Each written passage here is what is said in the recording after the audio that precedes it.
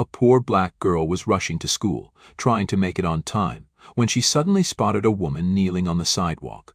It was clear from her pregnant belly and exhausted expression that she was struggling. Without hesitation, the girl ran over to help, steadying her and making sure she was okay. Moments later, a man in an expensive suit came running, quickly taking the woman to the hospital. To the girl, it was just a simple act of kindness, but what she didn't know was that she had just saved the life of a billionaire's wife.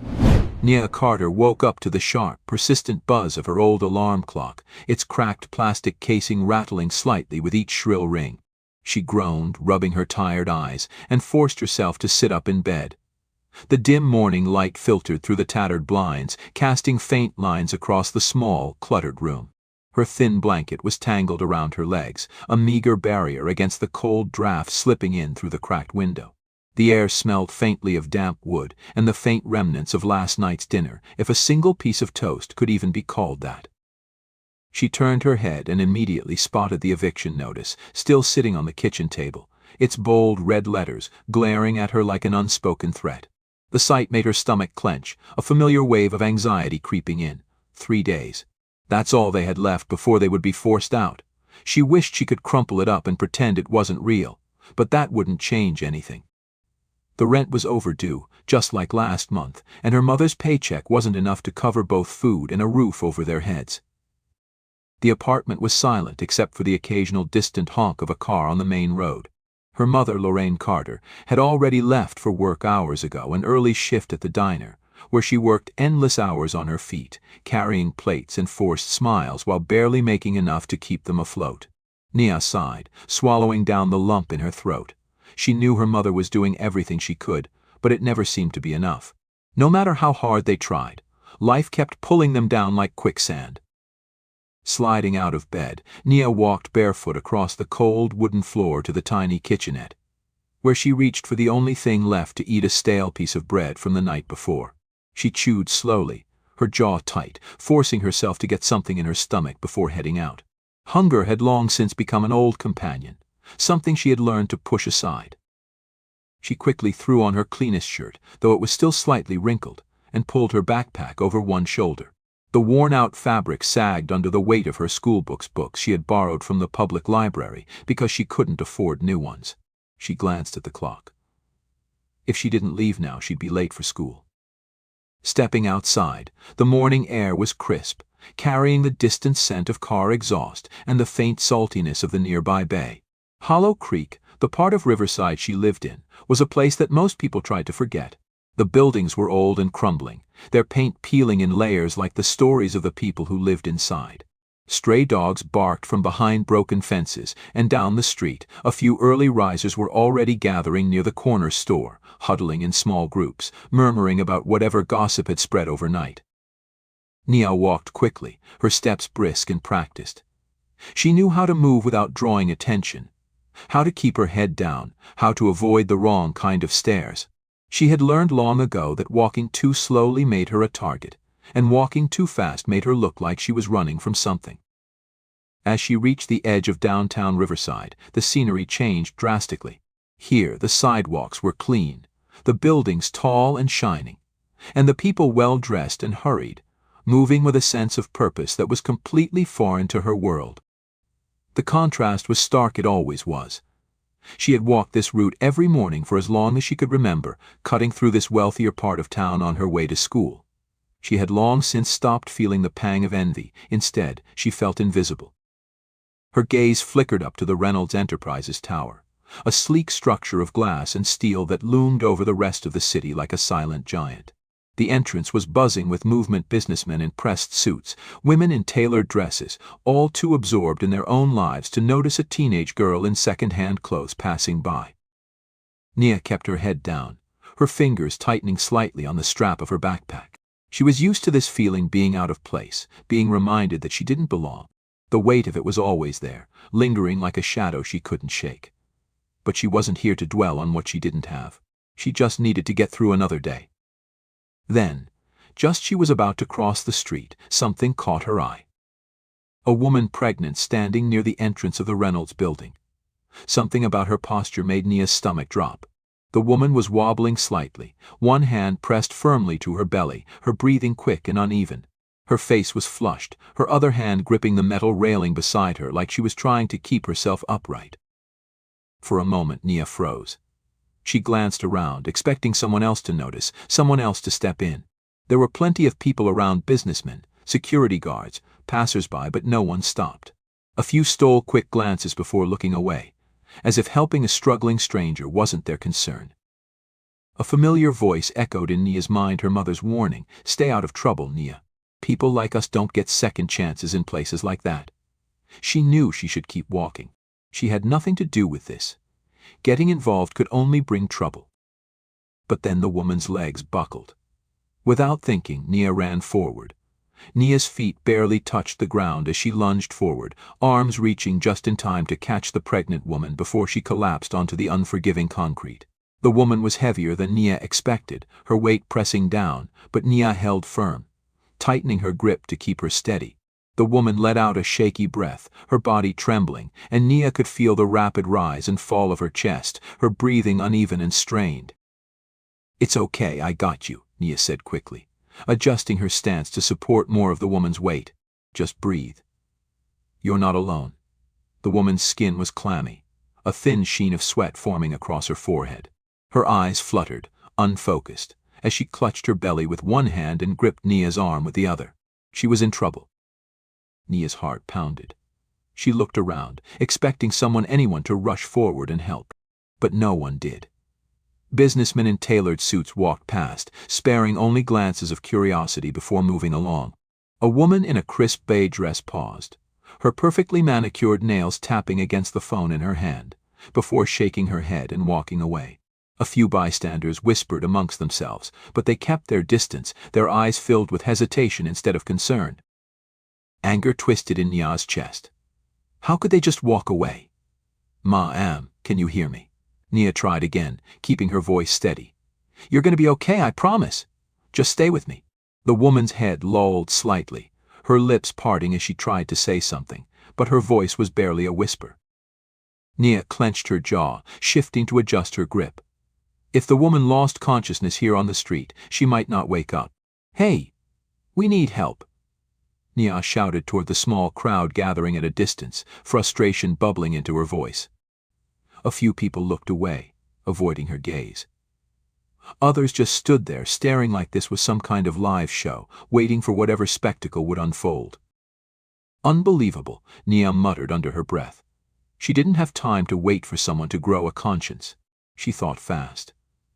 The woman was breathing too hard, her body shuddering, her nails digging into Nia's arm as another sharp wave of pain racked through her. Dehydration? Low blood sugar? Early labor? Nia didn't know. But she knew she needed to act fast. Okay, just stay with me," she murmured, slinging her backpack off one shoulder and yanking it open with one hand. Her fingers scrambled past worn notebooks and broken pencils until they found the bottle of water she had packed that morning. It wasn't much, but it was something. She twisted the cap off with her teeth, then tilted the bottle toward the woman's lips. "Here, sip this," she said, gently guiding the rim to her mouth. At first, the woman barely responded, her breathing too ragged, but then she swallowed weakly, her lips chapped and dry. Nia let her take a few small sips, then pulled the bottle back, watching her carefully. Her color still wasn't great, her face pale, but her eyelids fluttered, and she let out a slow breath. "Good. That's good," Nia said, relief washing over her. She dug deeper into her backpack, pulling out an old granola bar she had been saving for later. "I don't know if you can eat, but if it's your blood sugar," the woman gave a faint shake of her head. "Cramps," she finally whispered, her voice hoarse. "Something's wrong." A cold bolt of fear shot through Nia's chest. This wasn't just exhaustion. It wasn't just dehydration. Something was wrong. The woman let out a strangled gasp, her grip tightening on Nia's arm. Her entire body shook, a wave of pain overtaking her, and this time when she spoke, her voice was thick with terror. "My baby." Nia snapped into action. "Okay, we're calling an ambulance right now." She reached for her pocket, only to curse under her breath when she realized her phone was still at home, the screen cracked beyond repair weeks ago. She lifted her head, whipping her gaze toward the crowd. "Somebody call 911. Now," she shouted, her voice cutting through the buzz of the city. A few people shifted uncomfortably, avoiding eye contact. Nia's blood boiled. "You're just going to stand there and watch," she snapped, her frustration boiling over into fury. "This is a pregnant woman. She needs a hospital." Finally, a middle-aged woman pulled out her phone and pressed it to her ear, mumbling something about emergency services. Nia turned back to the pregnant woman, her mind racing. The woman was curling in on herself, gripping her stomach, her breathing uneven. "We need to get you off the ground," Nia said quickly. She looped an arm around her shoulders, doing her best to lift her into a better sitting position. The woman was trembling, her nails biting into Nia's wrist, but she nodded weakly, trusting Nia to keep her steady. Nia glanced toward the entrance of the Reynolds Enterprises building, her heart thudding when she saw a security guard approaching fast, his eyes locked onto her. She knew that look. It was the same look she had seen 100 times before on store clerks who followed her around aisles, on bus drivers who narrowed their eyes when she counted out crumpled dollar bills for a fare, on landlords who talked down to her mother like they weren't even human. She wasn't the hero in his eyes. She was the problem. His hand hovered near the radio clipped to his belt, his jaw set tight. "Hey," he barked. "Step away from her."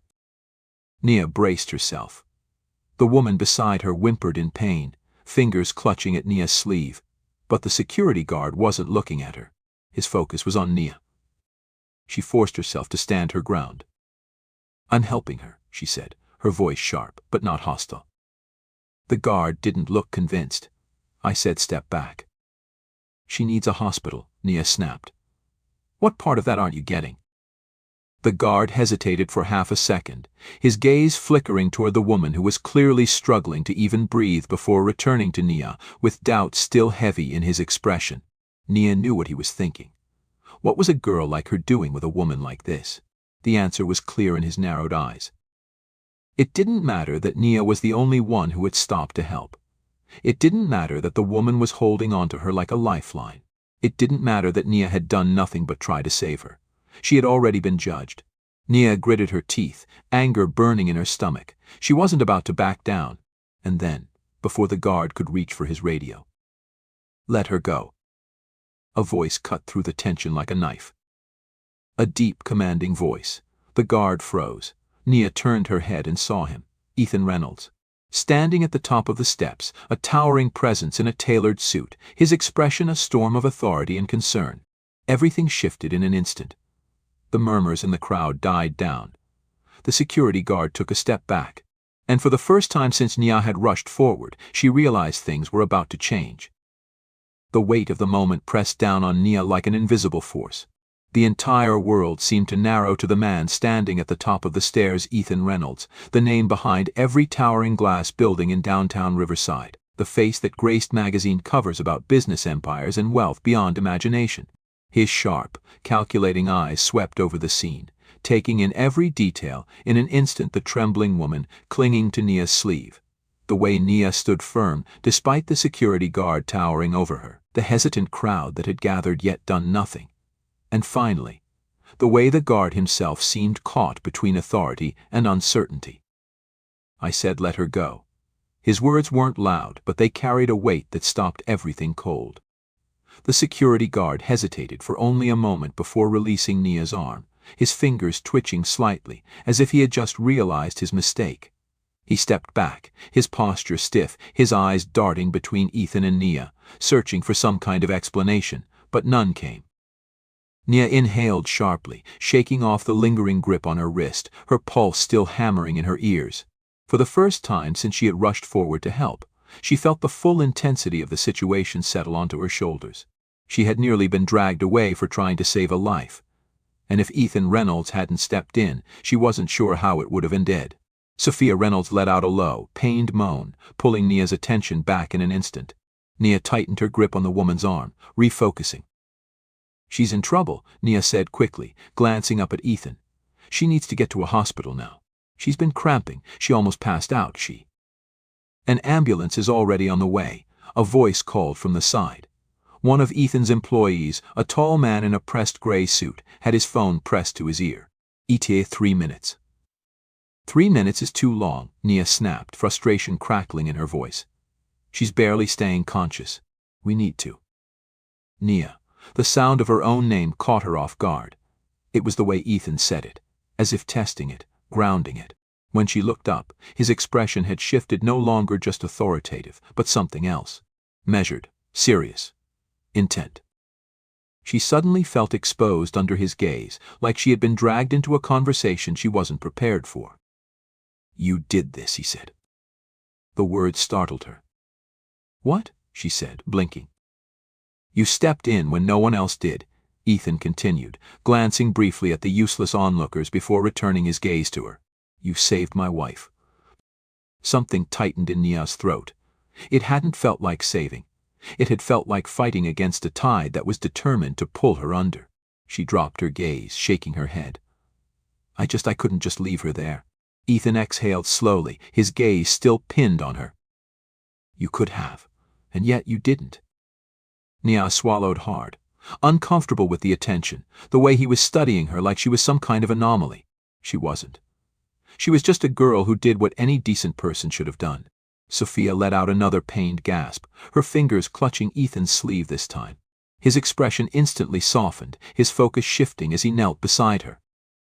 I'm here, he said quietly, his tone completely different now, gentle, steady, calming. He placed a hand on hers, rubbing slow circles over her knuckles. Breathe, baby. We're getting you to the hospital. Nia took a small step back, suddenly feeling like she was intruding on something deeply personal. The sight of them, this powerful man, now stripped of all corporate dominance, completely undone by the fear of losing someone he loved, made her chest ache in a way she couldn't explain. The ambulance sirens cut through the tension, red and blue lights flashing against the glass of the Reynolds building. Within seconds, paramedics rushed forward, moving with precision and urgency. Mom, can you hear me? One of them asked, immediately checking Sophia's vitals. She's been having cramps. Nia jumped in, instinctively shifting closer again, her mind already recalling everything she had observed. She was dehydrated, her breathing was labored before she collapsed, and she almost lost consciousness twice. The paramedic nodded sharply, clearly surprised by her detailed response, but wasting no time as he relayed the information to his partner. Possible early labor or placental abruption, he murmured. We need to stabilize her en route. Ethan's jaw tensed at the word abruption, fear flashing in his eyes. We need to go now, another paramedic said, already positioning the stretcher. Ethan immediately stood, gripping Sophia's hand as they lifted her. I'm going with her. You can follow behind in your car, sir, but we need space in the ambulance, one of the paramedics said professionally. Ethan clearly didn't like that answer, but he also knew he had no choice. He turned toward his assistant, barking an order. Tell the hospital I want our personal doctor waiting when she arrives, and get them to clear a private room. The assistant nodded briskly, already pulling out his phone. As they started wheeling Sophia toward the ambulance, her weak gaze turned back to Nia. Wait, she breathed. Her. Ethan immediately turned, following his wife's line of sight until his gaze landed on Nia again. His eyes darkened slightly with something unreadable. Sophia's lips parted as if she wanted to say more, but another sharp pain shot through her, and she barely managed to squeeze Nia's hand before the ambulance doors closed between them. Then, just like that, they were gone. The street felt too quiet in the aftermath, despite the faint murmur of people still lingering in the background. Nia stood there, suddenly aware of how fast her own heart was beating, how exhausted her body felt. Her wrist still tingled where Sophia had grabbed it, the warmth of her touch still lingering. She realized she had just met these people minutes ago, and yet somehow she had been pulled into one of the most intimate moments of their lives. It felt surreal. And then Ethan spoke again. Tell me your name. Nia blinked, caught off guard for the second time that day. She hesitated, then straightened her shoulders, lifting her chin slightly. Nia Carter. Ethan nodded once, filing it away. Then, without missing a beat, he pulled a sleek black card from his pocket and held it out to her. Come to my office tomorrow, he said. Nia stared at the card like it was some kind of trick. What? You saved my wife. You saved my child. Ethan's voice was measured. But there was something undeniable beneath it, something firm, something resolute. "Now, let me help you." Nia's fingers tightened into fists at her sides, her thoughts spinning. She didn't need help. She had spent her entire life fighting for things on her own. And yet, the eviction notice on the kitchen table flashed through her mind. Her mother's tired eyes. The weight of knowing they could be forced out of the only home they had ever known. She clenched her jaw, then slowly reached out and took the card. The edges felt smooth beneath her fingertips, the gold-embossed letters too polished, too clean, too different from anything she had ever held before. Ethan studied her for a moment longer, then simply nodded. "I'll see you tomorrow, Nia." Then he turned, already striding toward his car, leaving Nia standing there, her world suddenly changed in ways she didn't understand yet. And for the first time in a long time, she felt like something was about to shift. Nia stared at the business card in her hand long after Ethan Reynolds had disappeared into his sleek black car, the weight of the moment pressing down on her like a lead blanket. The thick cardstock felt out of place against her rough fingertips, its gold-embossed lettering catching the fading afternoon light. James Ethan Reynolds, CEO, Reynolds Enterprises. The name carried power, significance, and a world that had never been meant for someone like her. The murmurs of the dispersing crowd drifted away as people lost interest, returning to their schedules, their business meetings, their lunch breaks as if none of this had ever happened. Even the security guard, the one who had grabbed her like a criminal, had quietly slipped back toward the entrance of the building, his presence fading into the background.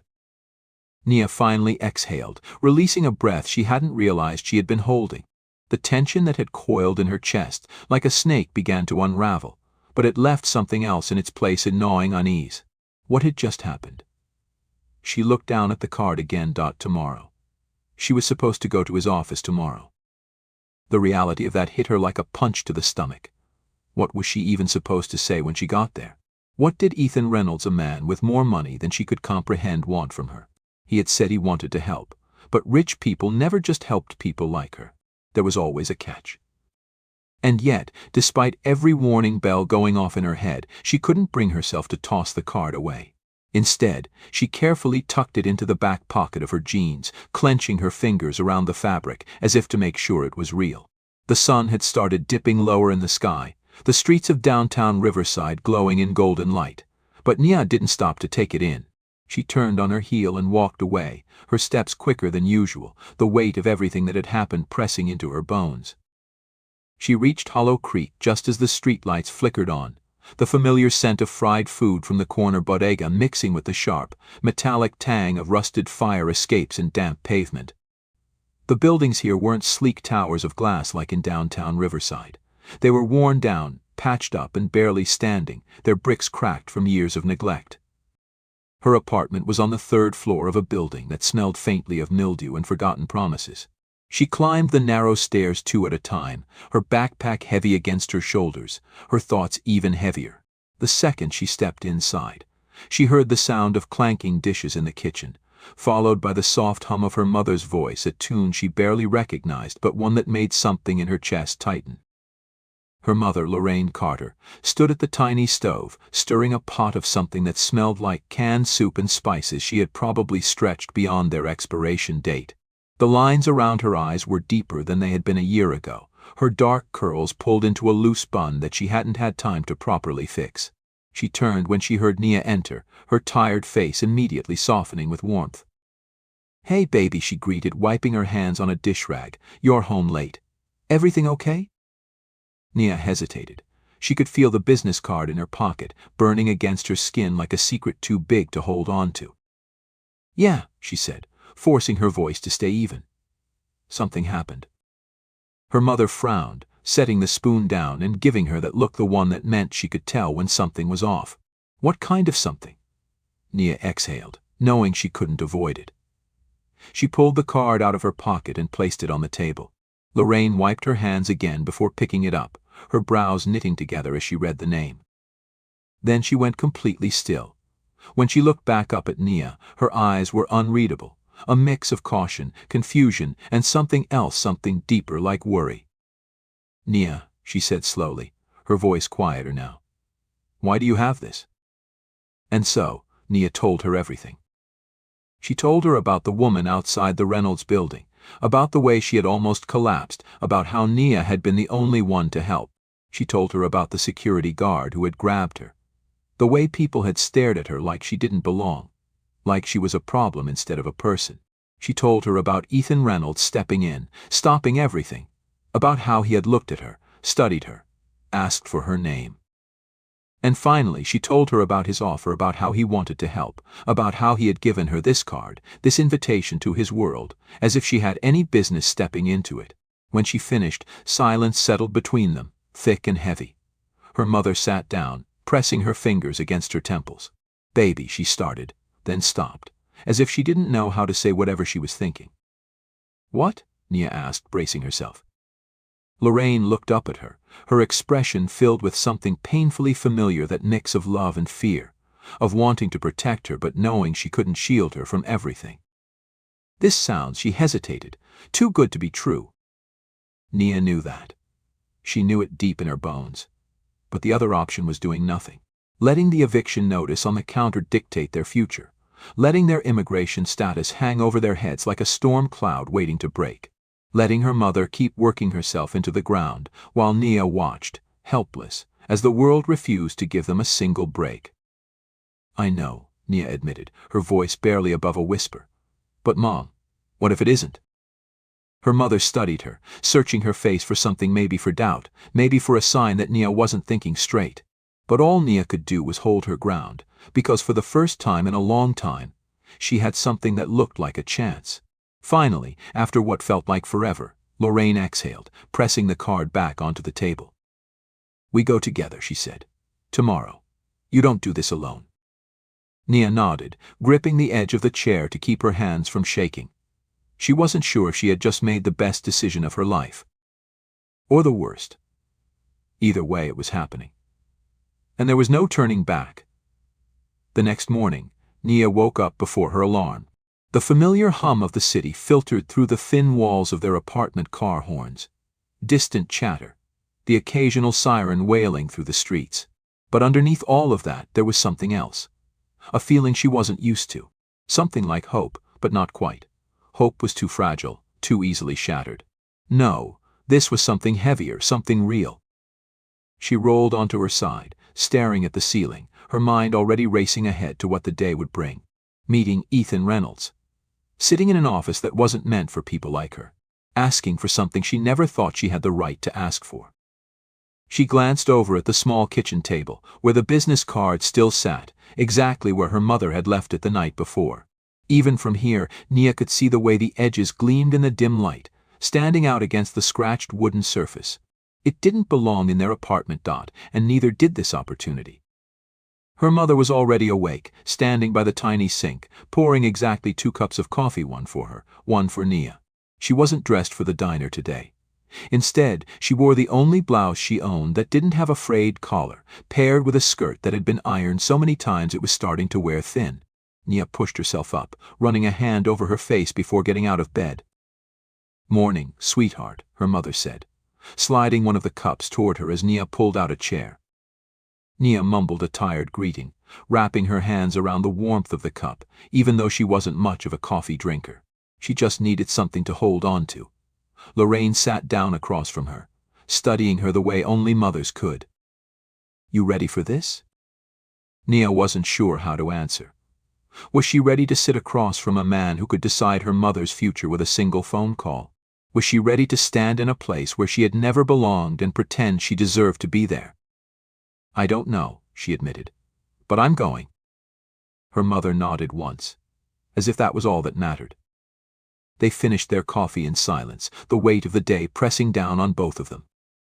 The Reynolds Enterprises building looked even bigger in the morning light, more intimidating, more untouchable. Nia and her mother stood outside for a long moment, the rush of people moving past them like a current they weren't part of. Businessmen checked their watches. Women in sharp heels clicked across the pavement. Security guards nodded at familiar faces. No one looked at them. No one expected them to be here. Nia adjusted the strap of her backpack, feeling her mother's fingers graze her shoulder in a silent gesture of reassurance. "Let's go," Lorraine said softly. They stepped inside, The lobby was a world of its own, marble floors that gleamed under recessed lighting, walls made of polished wood and glass. The air smelled expensive. People moved with purpose, like they had somewhere important to be, something important to do. Nia fought the urge to tug at the hem of her shirt, suddenly hyper-aware of how out of place she must look. A woman at the front desk barely glanced at them at first, but the moment Nia pulled out Ethan's card, her entire demeanor changed. "Mr. Reynolds is expecting you," she said, suddenly all smiles, suddenly treating them like they mattered. "Take the elevators to the top floor." Nia exchanged a look with her mother before they followed the sleek silver signs toward the elevators. Top floor. Of course, the ride up was silent, the kind of silence that held everything Nia wasn't saying. She could feel her mother's nerves beside her, but neither of them spoke. There was nothing left to say. When the doors finally slid open, Ethan Reynolds was already waiting. He stood near a massive glass window that overlooked the city, one hand in his pocket, the other holding a phone he tucked away the second he saw them. He looked different in the daylight, less like the powerful man who had stepped in the day before, more like someone who had already made up his mind about something. "Mrs. Carter," he greeted first, extending a hand toward Lorraine. She hesitated, just for a second, before shaking it. "And Nia," he said next, his eyes flicking to her. "I'm glad you came." Nia didn't know what to say to that, so she just nodded. Ethan gestured toward the seating area near his desk, and they followed, sinking into leather chairs that felt too soft, too foreign. "I won't waste your time," he said, taking a seat across from them. "You asked for a job for your mother." Nia sat up straighter, her hands clasped together in her lap. This was it, the moment that could change everything. Ethan studied them for a long moment. Then, he nodded. "I'm offering you a full-time position here at Reynolds Enterprises," he said, looking directly at Lorraine now. "Stable hours, benefits, health insurance. It's yours if you want it." Lorraine's breath caught, and for the first time Nia saw her mother at a loss for words. A full-time job, with benefits, a salary that could actually pay their bills. This wasn't just a job. It was security. It was a future. I don't know what to say," Lorraine finally breathed, her voice unsteady. Ethan leaned forward slightly. "Say yes." Nia couldn't breathe. Her mother's fingers curled against her skirt, her expression tight with emotion. Finally she looked at Ethan, then at Nia. Then she nodded. "Yes," she whispered.